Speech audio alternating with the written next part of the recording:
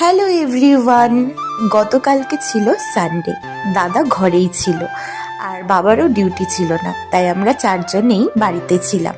তাই আমি ভাবলাম সন্ধেবেলায় একটুখানি বাঁধাকপির পকোড়া বানানো যাক। তো এখানে আমি কুচি কুচি করে বাঁধাকপি কেটে নিয়েছি, মানে একদম সরু সরু করে, সাথে পেঁয়াজও কেটে নিয়েছি, কাঁচা লঙ্কা নিয়েছি আর ধনেপাতা নিয়েছি।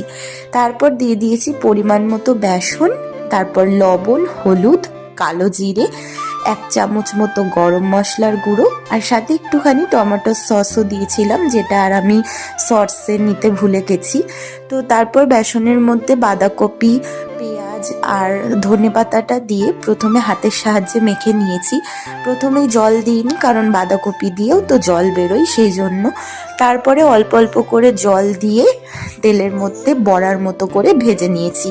তার আগে মা পেঁয়াজ কলি আর আলু ভেজেছে, সেই জন্য একটুখানি কড়াই লেগেছিল ভাজাগুলো।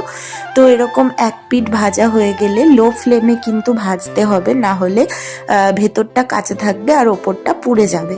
তো এরকমভাবে একটা একটা করে ভেজে নিয়েছি। তো বেশ মুচমুচে হয়েছিল খেতে, আর শীতকালে এরকম ভাজাভুজি খেতে ভালোই লাগে। আর দাদা তো এইসব ভাজাভুজিরই ভক্ত। তো ভিডিওটা এই পর্যন্ত।